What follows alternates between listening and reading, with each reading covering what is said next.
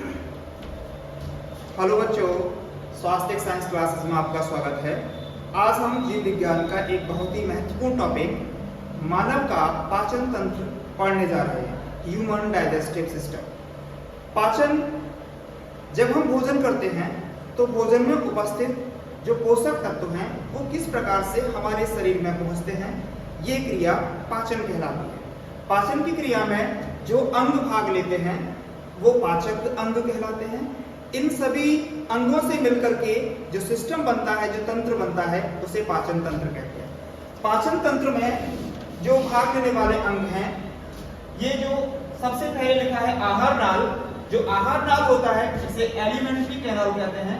Alimentary canal, alimentary canal, ये जो alimentary canal होती है ये 8 से 10 मीटर लंबी एक नली होती है जो मुख से लेकर के हमारे एनस तक फैली हुई है। जो मुख से लेकर के एनस तक जो फैली हुई जो नली है, इसे हम आहार नाल कहते हैं, एलिमेंट्री कैनाल। इसमें सबसे पहले मुख होता है, माउथ, उसके बाद ग्रास नली जिसे ओइसोफेगस कहते हैं, ओइसोफेगस। फिर उसके बाद आमस है जिसे हम स्टोमक कहते हैं, स्टोमक। उसके बाद छोटी आंत, स्मॉल इंटेस्टाइन, स्मॉल इंटेस्टाइन कहते हैं इसे, स्मॉल इंटेस्टाइन कहते हैं। उसके बाद आती है लार्ज इंटेस्टाइन, बड़ी आंत, लार्ज इंटेस्टाइन, लार्ज इंटेस्टाइन, बड़ी आंत। भोजन का पाचन तो मुख से ही शुरू हो जाता है। जैसे ही हम भोजन करते हैं, जैसे ही हम निवाला हम लेते हैं तो दांत भोजन को काट लेते हैं। जो दांत होते हैं, दांत हमारे 4 प्रकार के होते हैं। दांत हमारे जो होते हैं वो 4 प्रकार के होते हैं। एक होता है कृंतक जिसे हम इंसाइजर कहते हैं, इंसाइजर एक होता है। एक टाइप का होता है कैनाइन जिसे रंध्रक कहते हैं, कैनाइन। एक को प्रचवर्णक जिसे हम प्रीमोलर कहते हैं, प्रीमोलर। और एक होता है चवर्णक जिसे हम मोलर कहते हैं। जो दांत होते हैं ये हमारे कृंतक जो होते हैं, जो ऊपर का जबड़ा है, ऊपर का जबड़ा, इसमें जो सामने के 4 दांत होते हैं इन्हें हम कृंतक कहते हैं। ऊपर का जो जबड़ा है जिसमें सामने के जो 4 दांत होते हैं और नीचे का जो जबड़ा है उसमें जो 4 दांत होते हैं सामने के, वो कहलाते हैं तुम्हारे कृंतक। इनकी बगल से एक नुकीला, एक इस साइड, एक नुकीला इस साइड जो दांत होता है ऊपर और नीचे की जबड़े में, जिसे हम क्या कहते हैं, रंध्रक, कैनाइन कहते हैं। इसके बाद यहाँ पर 2 इस साइड और 2 इस साइड, ऊपर के जबड़े में 2 इस साइड और 2 इस साइड, नीचे के जबड़े में प्रचवर्णक दांत होते हैं। और सबसे अंत में 3 इस साइड और 3 इस साइड, ऊपर के जबड़े में 3 इस साइड और 3 इस साइड, नीचे के जबड़े में जो दांत होते हैं उन्हें हम चवर्णक कहते हैं, मोलर कहते हैं। इनमें सबसे बड़ा अंतर यह है, इंसाइजर जो होता है इसकी जो जड़ होती है वो एक होती है, सिंगल जड़ वाला होता है। कैनाइन जो होता है वो भी सिंगल जड़ वाला होता है, एक जड़ वाला होता है। और जो प्रीमोलर होता है ये 2 जड़ वाला होता है। इसमें जो जड़ निकलती है नीचे वो 2 जड़ों वाली होती है।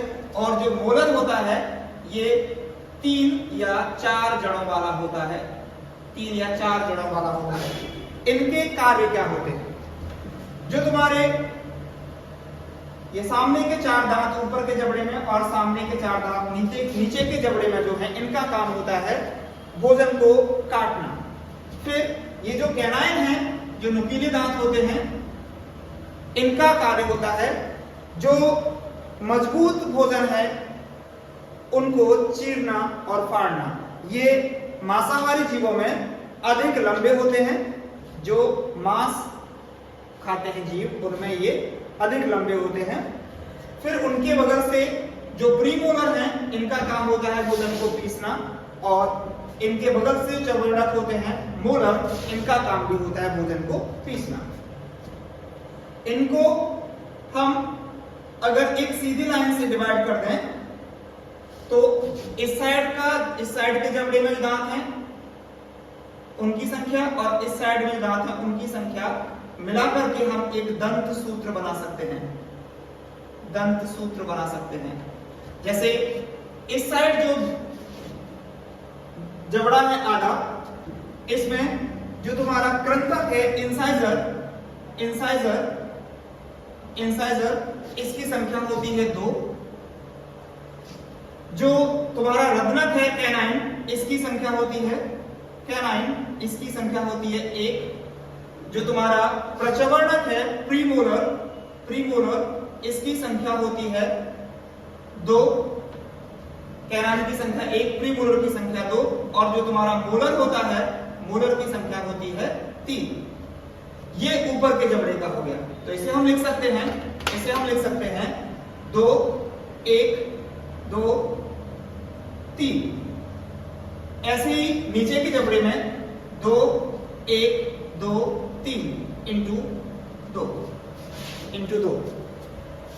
2 3 2 5 5 1 6 6 2 8 8 गुणा 2 16 8 गुणा 2 16 16 ऊपर के जबड़े में, 16 नीचे के जबड़े में, 16 ऊपर के जबड़े में, 16 नीचे के जबड़े में, कुल मिलाकर के दांतों की संख्या कितनी होती है? 32। ठीक है। अब हम जैसे ही भोजन दांतों से उतर करके मुंह में पहुंच जाता है तो भोजन का पाचन मुंह से शुरू हो जाता है। भोजन का पाचन कौन शुरू करता है? लार शुरू करती है।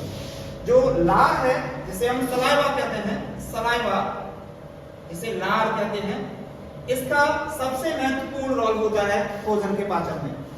हमारे शरीर के अंदर तीन जोड़ी लार ग्रंथियां होती हैं, तीन जोड़ी लार ग्रंथियां होती हैं। लार ग्रंथियों को हम सैलिवरी ग्लैंड्स कहते हैं, सैलिवरी ग्लैंड्स कहते हैं लार ग्रंथियों को।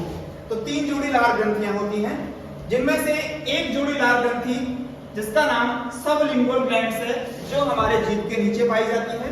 एक जोड़ी जो हमारे जबड़ों का जॉइंट होता है, निचले और ऊपर के जबड़े का जो जॉइंट होता है, वहां पर जो एक जोड़ी क्या पाई जाती है? लार ग्रंथि पाई जाती है, जिसका नाम सब मैक्सिलरी ग्लैंड्स होता है। और एक जोड़ी जो होती है वो पैरोटिड ग्लैंड होती है, जो कान के पास पाई जाती है। ये इनकी जो डक्ट्स होती हैं, जो नली होती हैं, जो लार को लाती हैं, ये सब आकर के जो तुम्हारा इंसाइजर है कैनाइन, उस दांत के पीछे जाकर के ये डक्ट्स खुलती हैं। तो इस प्रकार से जो लार है तीनों जोड़ी ग्रंथियों से मुंह तक आ जाती है। और जो लार होती है, लार में 98 से 99% तक क्या होता है? जल होता है। बस 0 पॉइंट उसके बाद कुछ लवण होते हैं, और 0.2% में क्या होता है? तुम्हारा टाइलिन एक प्रकार का एंजाइम होता है, टाइलिन एंजाइम होता है। और लाइसोजाइम एंजाइम होता है, टाइलिन और लाइसोजाइम। टाइलिन का जो काम होता है, ये भोजन में उपस्थित जो स्टार्च है, जिसे हम मंड कहते हैं, उसको ये पचा देता है, टाइलिन। और लाइसोजाइम का काम क्या होता है? भोजन के साथ जो हानिकारक जीवाणु आते हैं, उनको नष्ट कर देता है। कौन कर देता है नष्ट? लाइसोजाइम। फिर जीव का काम क्या होता है मुंह में? जीव आए हुए भोजन को जब दांत उसे पीस देते हैं और लार उसमें मिल जाती है, तो जीव का काम होता है पिसे हुए भोजन को लार में मिला देना, जिससे भोजन जो है एक लसलसा पदार्थ बन जाता है, एक चिकना पदार्थ बन जाता है। जो जीभ होती है हमारी, जीभ पर छोटे पैपिलीज होती हैं, जिन्हें हम जो छोटी कणिकाएं होती हैं। और दूसरी चीजें क्या होती हैं? इसमें छोटी कणिकाओं को हम पैपिलीज कहते हैं। इनके अलावा इस पर छोटे कणों के बीच में स्वाद कलिकाएं होती हैं। क्या होती हैं? स्वाद कलिकाएं। ये जो स्वाद कलिकाएं हैं, स्वाद कलिकाएं, इन्हीं से हमें पता चलता है कि हमने भोजन में किस प्रकार का पदार्थ लिया, मीठा, खट्टा, कड़वा। तो जीभ का जो अगला सिरा होता है, जीभ का जो अगला सिरा होता है, इसका काम होता है, या यहाँ पर उपस्थित जो स्वाद ग्रंथियां हैं, इनका काम होता है मीठे स्वाद का पता लगाना, मीठे स्वाद का पता लगाना। जीभ का जो सबसे आगे का भाग होता है, उसमें उपस्थित स्वाद कलिकाएं मीठे स्वाद का पता लगाती हैं। जीभ के पार्श्व में, साइड में जो कलिकाएं होती हैं, इनका काम होता है खट्टे स्वाद का पता लगाना, खट्टे स्वाद का पता लगाना। इससे हमें खट्टे स्वाद का पता चलता है साइड से। मीठे स्वाद का पता लगाने वाली जो कलिकाएं होती हैं, उससे थोड़ा ऊपर जाकर के यहाँ पर जो वर्ड्स होती हैं, जो कलिकाएं होती हैं, ये नमकीन स्वाद का पता लगाती हैं। और सबसे पीछे जो भाग होता है, यहाँ पर ये कड़वा स्वाद हमें महसूस कराती हैं, कड़वा स्वाद महसूस कराती हैं। जब हम भोजन लेते हैं तो सबसे पहले दांत उसको कुतर लेते हैं, दांत उसे पीस देते हैं, लार उसमें मिल जाती है, जीभ उनको मिला देती है। जब भोजन की लुगदी बन जाती है तो वो हमारे ओइसोफेगस से होते हुए जो ग्रास नली है, ओइसोफेगस, ये जो ग्रास नली है, इससे होती हुई कहाँ आ जाती है? स्टोमक में आ जाता है भोजन। यहाँ पर एपिग्लॉटिस होता है, जिसे हम घाटी द्वार कहते हैं, एपिग्लॉटिस, क्योंकि इधर से जो ग्रास नली, ये जो ग्रास नली है, और यहाँ से जो श्वास नली है, ये एक ही जॉइंट पर होती हैं। और जब भोजन हम निगलते हैं तो ये एपिग्लॉटिस जो श्वास नली है उसको बंद कर देता है, जिससे कि जो भोजन है हमारे लंग्स में ना चला जाए। इसीलिए कहा जाता है कि भोजन करते समय हमें बात नहीं करनी चाहिए, क्योंकि जब हम बात करेंगे तो बात करते समय सांस भी अंदर जाएगी, तो हो सकता है कि भोजन के कुछ कण हमारे सांस के साथ हमारे लंग्स में चले जाए। तो ऐसा जब होता है, कभी कभी चला जाता है, तो हमें तुरंत ही खांसी आ जाती है और वो बाहर निकल जाता है। तो इस प्रकार से ये जो एपिग्लॉटिस का काम क्या होता है, भोजन को श्वास से होते हुए फेफड़ों तक न पहुंचना। फिर जब भोजन यहां से नीचे उतर जाता है तो इसमें एक क्रमाकुंचन की गति होती है, क्रमाकुंचन की गति के कारण, क्रमाकुंचन की गति मतलब जैसे भोजन यहाँ आया तो ये वाला हिस्सा फूल गया, और फिर जब नीचे उतरा तो ऊपर वाला हिस्सा फूल गया, पिचक गया, फिर नीचे वाला फूल गया। इस तरीके से जो गति होती जाएगी वो क्रमाकुंचन की गति होती है। यहां से होता हुआ भोजन कहाँ जाता है? हमारा स्टोमक में आ जाता है। अब स्टोमक में आते ही भोजन का पाचन शुरू हो जाता है। तो जो स्टोमक होता है, स्टोमक के 3 भाग होते हैं। एक कार्डियक पार्ट होता है, कार्डियक पार्ट, एक फंडिक पार्ट, और एक होता है पाइलोरिक पार्ट। कार्डियक पार्ट जो होता है, कार्डियक पार्ट कहाँ होता है? जहां पर जो ओइसोफेगस स्टोमक से मिलती है, उस जगह को हम कार्डियक पार्ट कहते हैं। यहाँ पर एक कार्डियक वाल्व भी होता है, जो पचे हुए भोजन को, जो स्टोमक में भोजन स्टोर हो जाता है, उसे वापस ओइसोफेगस में नहीं जाने देगा। नहीं तो क्या होगा? भोजन यहाँ से इधर भी जा सकता है। और एक इधर वाल्व होता है जो पाइलोरिक पार्ट है या इसका स्टोमक का। एक यहाँ पर जो वाल्व होता है, ये भी इस पचे हुए भोजन को नीचे नहीं जाने देता, नीचे जाने देता है, लेकिन जब भोजन पूर्ण रूप से पच जाता है तब। और जो बचा हुआ भोजन जब यहाँ आ जाता है तो वापस इसे इसमें नहीं मिलने देता। इसका काम होता है भोजन को, ये जो ड्यूडेनम है, ड्यूडेनम से भोजन ऊपर नहीं जाएगा, और स्टोमक से जब भोजन पच जाता है तो वो ऊपर न जाए, इसको रोकने के लिए यहाँ पर होता है कार्डियक वाल्व। ये जो कार्डियक पार्ट है, कार्डियक पार्ट, इससे स्टोमक में क्या निकलता है? म्यूकस निकलता है। म्यूकस का मतलब होता है एक चिकना पदार्थ, जिसे हम श्लेष्म कहते हैं। हिंदी में क्या कहते हैं? श्लेष्म कहते हैं। श्लेष्म, ये जो श्लेष्म है, इसका कार्य होता है यकृत की दीवारों को इसमें उपस्थित जो हाइड्रोक्लोरिक अम्ल है HCl जो निकलता है उससे यकृत इससे स्टोमक की दीवारों को बचाना। कहां से निकलता है ये? कार्डियक पार्ट से क्या निकलता है? म्यूकस निकलता है, श्लेष्म निकलता है, जिसका काम होता है स्टोमक की दीवारों को हाइड्रोक्लोरिक अम्ल से बचाना। अब ये जो हाइड्रोक्लोरिक अम्ल होता है ये कहां से निकलता है? फंडिक पार्ट से निकलता है हाइड्रोक्लोरिक अम्ल।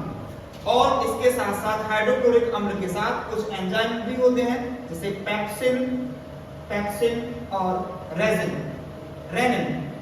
पेप्सिन और रेनिन, ये सब कहां से निकलता है? स्टोमक के फंडिक पार्ट से निकलता है। तो जो भोजन जब यहां आ जाता है, आमाशय में आ जाता है, तो इसमें फंडिक पार्ट से HCl है वो यहां से इकट्ठा होने लगता है और भोजन के साथ जो कुछ जीवाणु बच गए थे, वैसे तो सलाइवा से मार देता है, लेकिन जो कुछ तुम्हारे जो जीवाणु थे वो बच गए थे, उनको HCl क्या कर देता है? नष्ट कर देता है। और भोजन जो थोड़ा ठोस भोजन होता है वो भी क्या हो जाता है? HCl की वजह से पच जाता है, मतलब गल जाता है। फिर इसमें उपस्थित जो पेप्सिन और रेनिन जो एंजाइम हैं, ये क्या करते हैं? ये भोजन के साथ आए हुए प्रोटीन को क्या कर देते हैं? पचा देते हैं। पेप्सिन और रेनिन का काम होता है दूध की जो प्रोटीन है जिसका नाम होता है कैसीन, दूध की प्रोटीन जो है उसे कैसीन, जिसे कैसीन कहते हैं, दूध की प्रोटीन जो होती है उसको पचाना। यहां पर जब भोजन पच जाता है तो इसमें से प्रोटीन का, अल्कोहल का और दवाइयों का एब्जॉर्प्शन हो जाता है, मतलब अवशोषण हो जाता है। कहां से? तुम्हारे स्टोमक से। स्टोमक से सिर्फ किस चीज का अवशोषण होगा? थोड़े से भाग कार्बोहाइड्रेट का, प्रोटीन का और अल्कोहल का, और जो तुमने दवाइयां ली हैं उन सब का अवशोषण शरीर में स्टोमक से हो जाता है। फिर इसमें स्टोमक में जब अवशोषण होने के बाद जो भाग बचता है भोजन का, उस पचे हुए भाग को हम क्या कहते हैं? काइम कहते हैं, CHYM, काइम कहते हैं, काइम। अब ये जो काइम है वो तुम्हारे यहाँ जो पाइलोरिक बाल्ब है इससे होता हुआ कहाँ आ जाता है? ड्यूडेनम में आ जाता है। और ड्यूडेनम में जब काइम आ जाता है फिर वो वापस कहाँ नहीं जाएगा? तुम्हारे स्टोमक में नहीं जाएगा। अब इसके बाद भोजन का आगे का पाचन शुरू होता है। ये जो लीवर है तुम्हारा, इसका काम होता है, ये सबसे बड़ी ग्रंथि होती है, शरीर की सबसे बड़ी ग्रंथि है। ग्रंथि मतलब ग्लैंड्स है, सबसे बड़ी ग्लैंड्स होती है। इसका जो काम है ये भोजन के पाचन में सबसे महत्वपूर्ण योगदान निभाता है। यकृत का कार्य हम समझ लेते हैं। यकृत का कार्य क्या है? यकृत का कार्य होता है, सबसे पहले तो इसमें से पित्ताशय बनता है। लीवर क्या कराता है? जो गॉल ब्लैडर है तुम्हारा, गॉल ब्लैडर, इसमें जो तुम्हारी पित्तरस है, पित्तरस का स्रावन कहां से होता है? तुम्हारे स्रावन मतलब सीक्रेशन, पित्तरस का स्रावन लीवर से होता है। और इसका काम दूसरा ये होता है कि भोजन के साथ भोजन में उपस्थित जो ग्लूकोज है, ग्लूकोज को ये ग्लाइकोजन में क्या कर देता है? भोजन में उपस्थित ग्लूकोज को ग्लाइकोजन में परिवर्तन कर लेता है और उसका स्टोर कर लेता है। जो हम भोजन करते हैं उसमें काफी अधिक मात्रा में हमें ग्लूकोज मिलता है। जब ग्लूकोज का पाचन हो जाता है और जो ग्लूकोज बच जाता है, जो हमारे लिए उस समय उपयोगी नहीं है, बाद में उपयोग में आता है। ग्लूकोज के ऑक्सीडेशन से, ग्लूकोज का जब ऑक्सीकरण होता है उससे क्या मिलता है? हमें ऊर्जा मिलती है और उसमें से क्या निकलता है? कार्बन डाइऑक्साइड मुक्त होती है और जल बनता है। तो जो ग्लूकोज के कण उस समय पचे नहीं है, उनका डाइजेशन नहीं हुआ है, उनको यकृत क्या कर देता है, लीवर क्या करता है, ग्लूकोज को ग्लाइकोजन में परिवर्तित कर देता है। जब ग्लाइकोजन में परिवर्तित कर देता है तो वो जाकर के यकृत में स्टोर हो जाते हैं। इस प्रक्रिया को ग्लाइकोलाइसिस कहते हैं, ग्लाइकोलाइसिस। अब ग्लूकोज को ग्लाइकोजन में परिवर्तित करने के लिए एक हार्मोन होता है जिसका नाम होता है इंसुलिन। इंसुलिन नामक हार्मोन ग्लूकोज को ग्लाइकोजन में परिवर्तित कर देता है। अब ये जो इंसुलिन नामक हार्मोन है, इसका स्रावन कौन करता है, तुम्हारा पैनक्रियास करता है। अग्नाशय जो है इसका स्रावन करता है। जो अग्नाशय इंसुलिन का स्रावन करता है वो इंसुलिन नामक हार्मोन ग्लूकोज को ग्लाइकोजन में परिवर्तित कर देता है, जिससे रक्त में ग्लूकोज की मात्रा बढ़ नहीं पाती। जब किसी के अंदर इंसुलिन का स्रावन कम हो जाता है तब उसका अतिरिक्त ग्लूकोज ग्लाइकोजन में परिवर्तित नहीं हो पाता और उसमें ग्लूकोज की मात्रा क्या हो जाती है, बढ़ जाती है। जब ग्लूकोज की मात्रा बढ़ जाती है रक्त में जब ग्लूकोज की मात्रा बढ़ जाती है तो इस स्थिति को हम डायबिटीज कहते हैं, शुगर की बीमारी कहते हैं, शुगर की बीमारी जिसे हम क्या कहते हैं, डायबिटीज कहते हैं। कब होती है डायबिटीज, जब किसी व्यक्ति में इंसुलिन हार्मोन का स्रावन कम हो जाता है तो अतिरिक्त ग्लूकोज ग्लाइकोजन में परिवर्तित नहीं हो पाता। जब हम व्रत रखते हैं या हमें भोजन नहीं मिल पाता तो ये जो इकट्ठा ग्लाइकोजन है ये फिर से ग्लूकोज में क्या हो जाता है, परिवर्तित हो जाता है। और इसको ग्लाइकोजन को ग्लूकोज में कौन परिवर्तित कर देता है, ग्लूकेगॉन एक हार्मोन होता है, इसका स्रावन भी यहीं से होता है, तुम्हारे पैनक्रियास से। इसका स्रावन भी पैनक्रियास से होता है ग्लूकेगॉन का, और ये क्या कर देता है, ये ग्लाइकोजन को फिर से ग्लूकोज में कन्वर्ट कर देता है। ग्लाइकोजन को ग्लूकोज में ये फिर से कन्वर्ट कर देता है। कब कन्वर्ट कर देता है, जब हमारे शरीर को ग्लूकोज की आवश्यकता होती है और हमें बाहर से भोजन नहीं मिल पा रहा है, बाहर से ग्लूकोज नहीं मिल पा रहा है, तब हमारे शरीर में जो एकत्रित ग्लूकोज जो कि ग्लाइकोजन की फॉर्म में इकट्ठा है, वो ग्लाइकोजन तुम्हारे ग्लूकेगॉन नामक हार्मोन की वजह से किसमें कन्वर्ट हो जाता है, ग्लूकोज में कन्वर्ट हो जाता है। इस तरीके से हमारे शरीर में ग्लूकोज की मेंटेनेंस बनी रहती है। अब यकृत का दूसरा कार्य क्या होता है, यहां से जो तुम्हारा पित्तरस है, पित्तरस यहां से होता हुआ कहां आ जाता है, गॉल ब्लैडर में इकट्ठा हो जाता है। बाकी जो बच जाता है वो गॉल ब्लैडर में आ जाता है। नहीं तो यहां से होता हुआ ये तुम्हारे जो गॉल ब्लैडर से ये तुम्हारी जो डक्ट आई है जो कहां जाकर के मिल रही है, पैनक्रियाटिक, जो पैनक्रियास में यहाँ जो पैनक्रियाटिक डक्ट है यहाँ आकर के मिल रही है। यहाँ इससे होते हुए ये ड्यूडेनम में आ जाती है और यहाँ ये भोजन में मिल जाता है। कौन मिल जाता है, पित्तरस। पित्तरस का काम होता है वसा का इमल्सिफिकेशन करना, इमल्सीकरण करना, वसा का पाचन करना। तो वसा का पाचन कौन करता है, यहाँ पित्तरस, जो कि पित्त की थैली में एकत्रित होता है। पित्त की थैली में उपस्थित जो पित्तरस है ये वसा का क्या कर देता है, इमल्सीकरण कर देता है, वसा का पाचन कर देता है। जब किसी कारणवश इसकी डक्ट, मतलब ये जो पित्त की थैली है जिसे हम पित्ताशय या गॉल ब्लैडर कहते हैं, इसमें जो तुम्हारा पित्तरस आना बंद हो जाता है तब क्या होता है, ये सिकुड़ने लगती है और या किसी कारण से इसमें इन्फेक्शन हो जाता है। तब क्या हो जाता है, हमारे शरीर में पित्तरस आना बंद हो जाता है। पित्तरस आना जब बंद हो जाएगा तो वसा का इमल्सिफिकेशन नहीं हो पाएगा।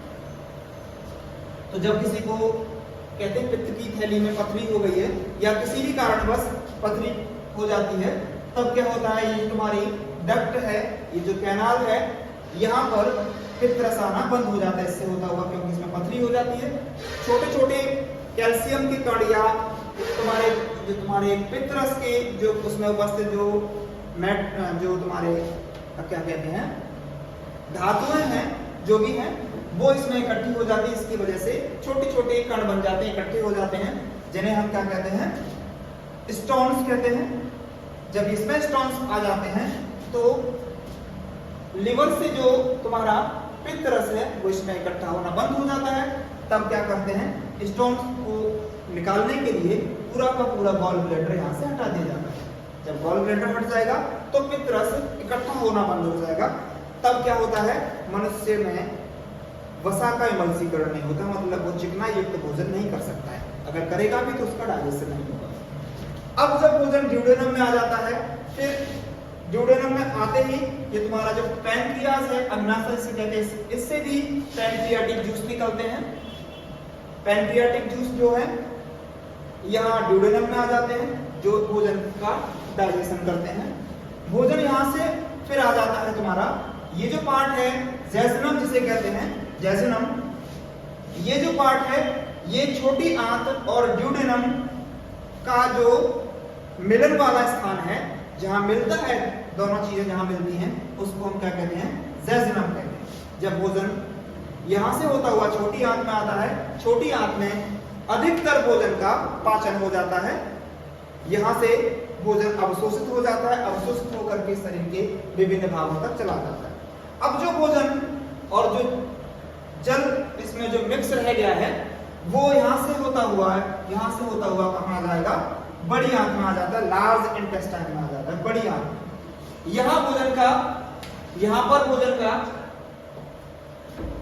भोजन में उपस्थित जो जल है उसका अवशोषण हो जाता है और इसके बाद जो अपचित भोजन है या जो अवशिष्ट पदार्थ है वो यहां से होता हुआ इस जगह पर क्या हो जाता है, इकट्ठा हो जाता है।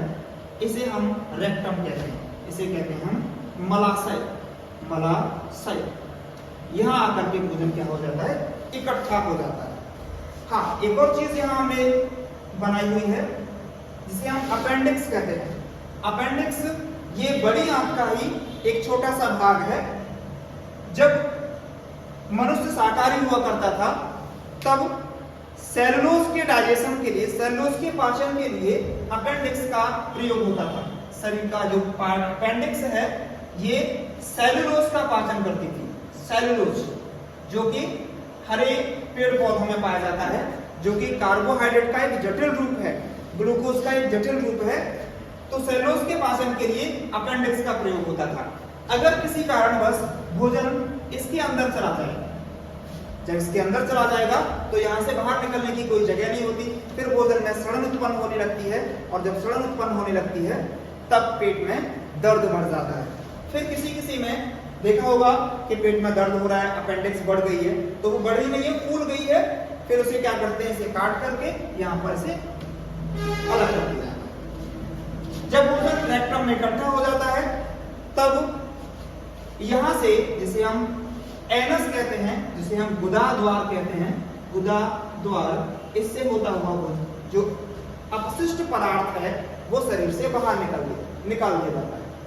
ये पूरी प्रोसेस जो है, ये पूरी प्रक्रिया क्या कहलाती है, पाचन तंत्र कहलाती है। इस प्रकार से हमारे शरीर के अंदर भोजन का पाचन होता है और पाचन में जितने भी अंग भाग लेते हैं वो सब क्या कहलाते हैं, पाचक अंग कहलाते हैं। और इन अंगों से मिलकर के क्या बनता है, पाचन तंत्र बनता है।